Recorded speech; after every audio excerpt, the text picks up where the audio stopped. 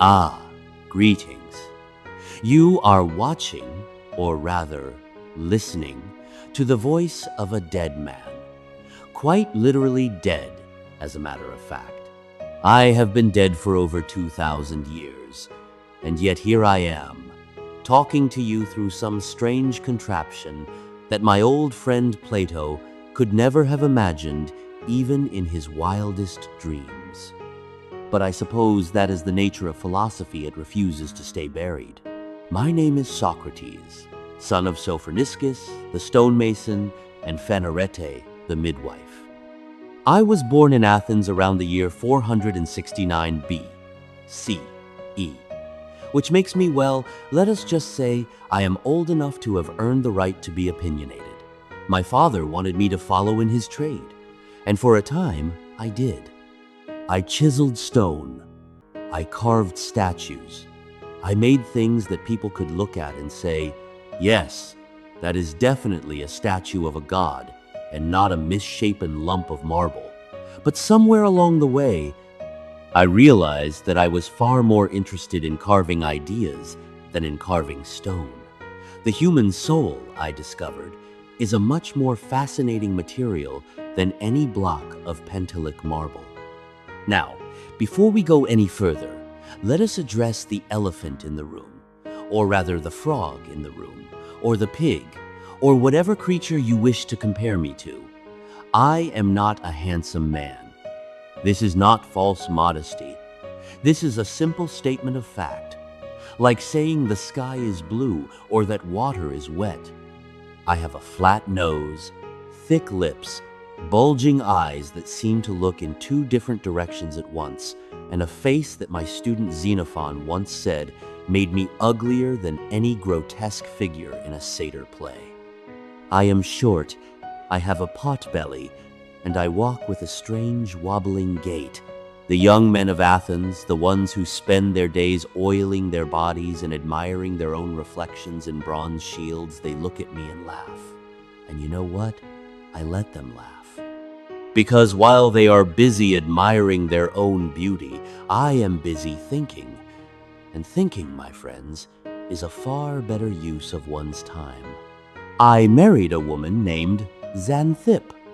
She is, how shall I put this delicately? She is a force of nature.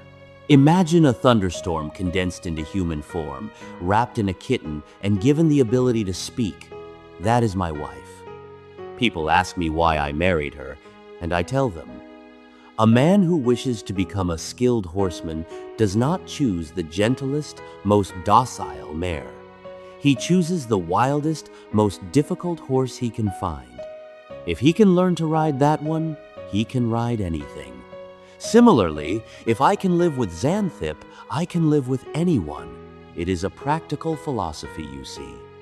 There was one memorable occasion, and when I say memorable, I mean Xanthip still brings it up at dinner parties when I was in the middle of a particularly stimulating discussion with some of my young followers. We were debating the nature of justice, or perhaps it was virtue, or perhaps it was something else entirely. Frankly, after 2,000 years, all my debates have started to blur together. Suddenly, Xanthip burst into the room like a furies unleashed from the underworld.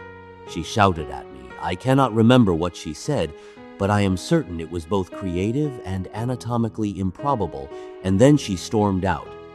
A moment later, she returned carrying a bucket of water, and before anyone could react, she drenched me from head to toe. My students sat there in stunned silence, expecting me to explode with rage. Instead, I simply wrung out my cloak and said, I knew that after the thunder, the rain would come.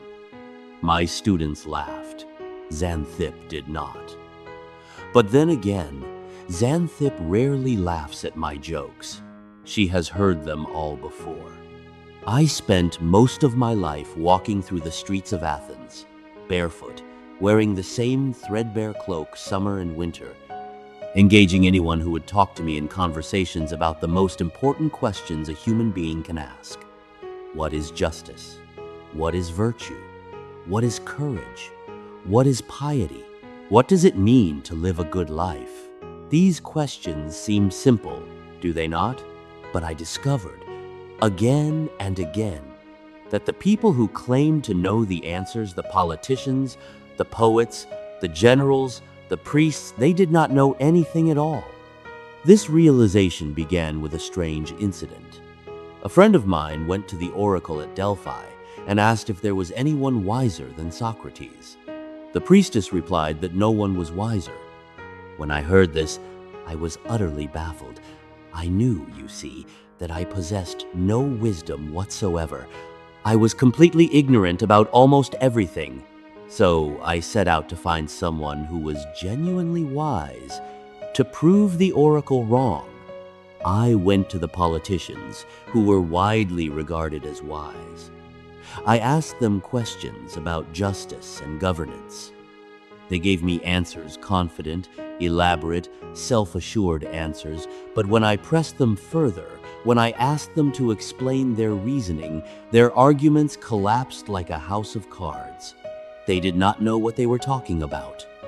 I went to the poets, who could compose beautiful verses about the gods and heroes. Surely they possessed wisdom? But I discovered that they wrote not through understanding, but through instinct, like prophets who speak without knowing the meaning of their own words. They were talented, yes, but they were not wise. I went to the craftsmen who could build ships and carve statues and forge armor. They had genuine knowledge of their trades, there was no doubt about that.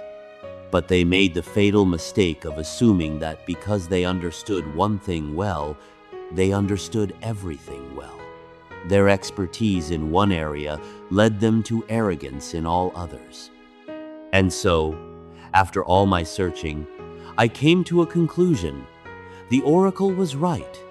I was the wisest of all men, not because I possessed knowledge, but because I alone recognized that I possessed none. The others were fools who thought themselves wise.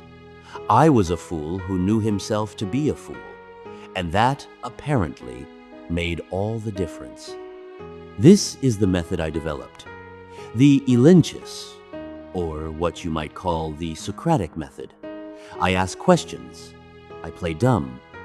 I pretend to know nothing, which is not pretense, actually, because I genuinely know nothing, and I invite my conversation partner to explain their views. Then I ask follow-up questions, and more questions, and more questions still. I expose contradictions. I reveal hidden assumptions. I show people that what they thought they knew, they do not actually know at all. You might think this would make me popular. You would be wrong. People do not like having their ignorance exposed. They do not appreciate being shown that their cherished beliefs are built on sand. They prefer the comfortable warmth of certainty to the cold discomfort of doubt. And so, over the years, I made enemies, powerful enemies. I compared myself to a gadfly, stinging the great sluggish horse that was Athens. The horse was fat and lazy and complacent, and it needed to be stirred awake, so I stung it. I stung the politicians, the generals, the priests, the sophists. I stung everyone. And the horse, predictably, tried to swat me. In the year 399 BCE, when I was 70 years old, 3 citizens of Athens, Miletus, Anytus, and Lycon, brought charges against me. They accused me of impiety, of not believing in the gods of the city, and of corrupting the youth. These charges, as you might imagine, were utter nonsense. I believed in the gods, or at least, I believed in something, which is more than most people can honestly claim. And as for corrupting the youth, well, if teaching young men to think for themselves is corruption, then yes, I was guilty. But I would argue that thoughtlessness is the greater corruption. I was brought before a jury of 501 Athenian citizens. They listened to the accusations. They listened to my defense, which Plato later wrote down in his apology, and I must say, he made me sound rather eloquent. I told them that I was doing the work of the gods, that I was fulfilling a divine mission to wake Athens from its slumber. I told them that if they killed me, they would be harming themselves far more than they harmed me.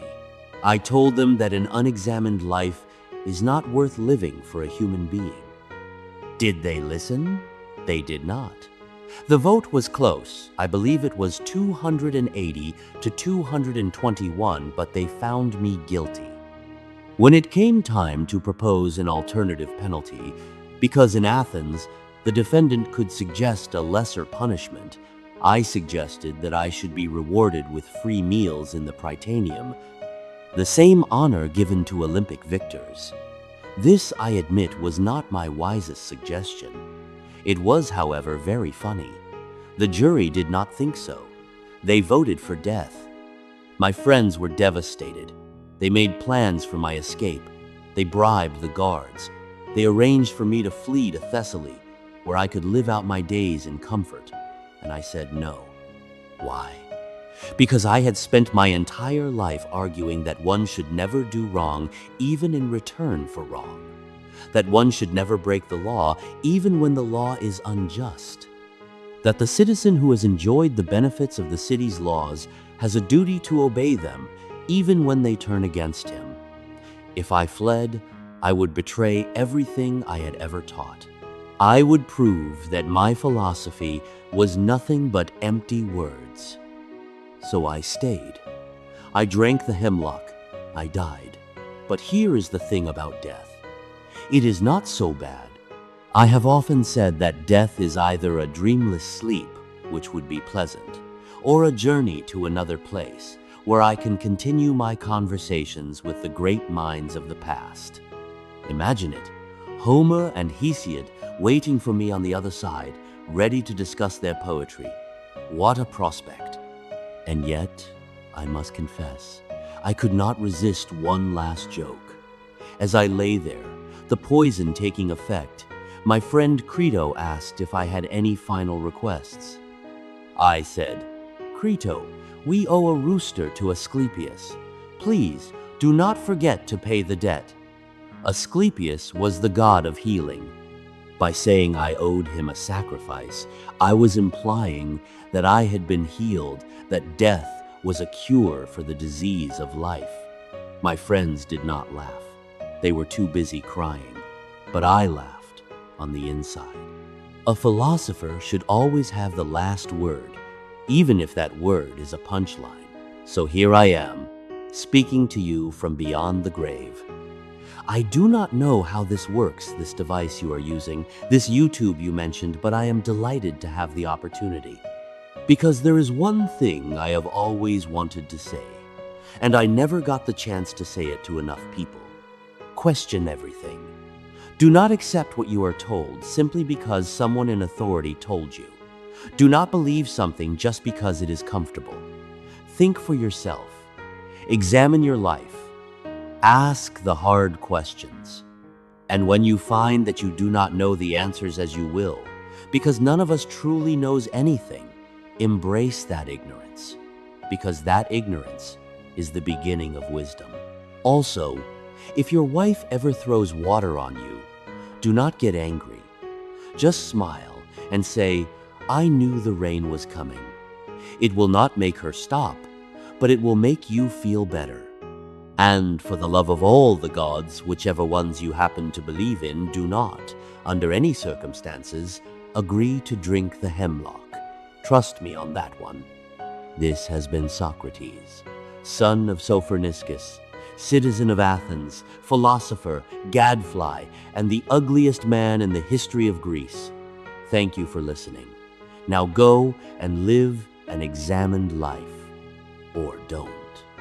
But if you don't, I will find you, and I will ask you questions until you wish you had never been born.